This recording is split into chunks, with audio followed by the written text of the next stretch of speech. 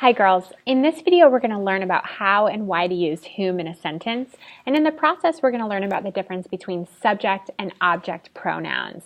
Please be sure to take notes in the editing section of your writing notebook. All right, here we go.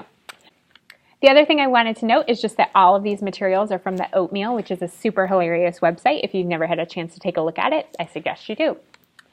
When using whom in a sentence, you first need to consider the following. Are you referring to someone who is doing something, like this squirrel poking his good friend? Or are you referring to someone who's having something done to them, like this poor squirrel who's just trying to read his book? For example, Mr. Jenkins often likes to throw spiders at children. Who doesn't, right? In this case, Mr. Jenkins is the one throwing spiders. He's the one doing something. The children, however, are the victim of Mr. Jenkins' incredible arachnid fastballs. They're the ones having something done to them. That makes them the object of the sentence. So thinking about who versus whom, if you were to ask, to whom did Mr. Jenkins deliver a barrage of delightful little spiders? The answer would be the children, the people having something done to them. So you would use whom. But if you were to ask, who showered the children in delightful little spiders? The answer would be Mr. Jenkins, the person doing something, so you would stick with who. This method of determining who versus whom gets the job done, but it can be tricky to remember, especially in conversation.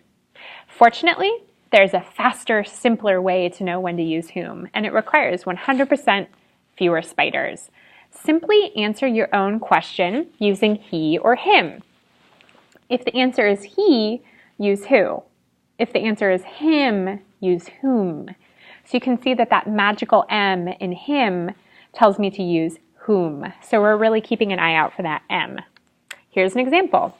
Who or whom cooked these bald eagle sandwiches? I find them both delicious and patriotic.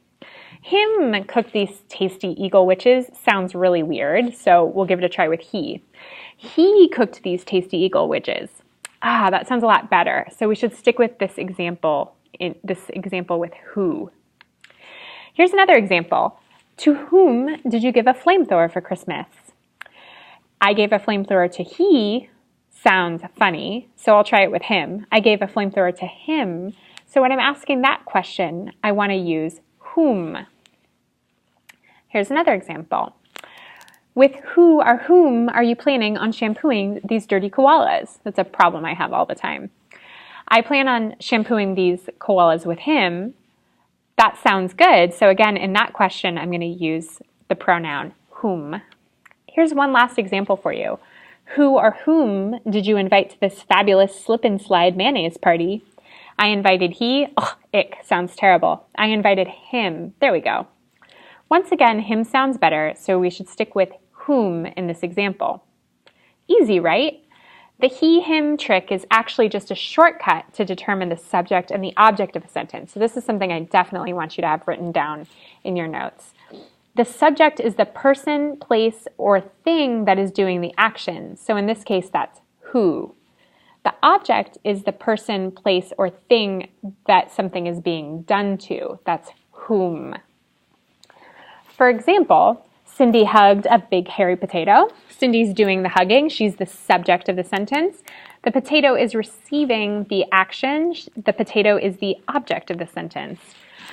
But using who and whom is not necessarily just about saying the right thing or even sounding super smart. It's more. It's about trousers and steeds. When you use whom, it instantly makes whatever you said sound distinguished and classy, even if you said something terrible. Check this out. With whom shall I shave my back hair? You there, lovely miss. Wouldst thou care to frolic in the curly meadows of my upper backside? Using whom puts a smoking jacket on whatever you said. It turns sweatpants into trousers, a sputtering Honda into a well-groomed steed. You sound so sophisticated. Whom is vocabulary drenched in bourbon, monocles and mustaches. So why use whom? Do it for the mustaches. Do it for the steeds. That's the end of our presentation. We're going to put our who versus whom skills to work in just a second. Thanks, girls.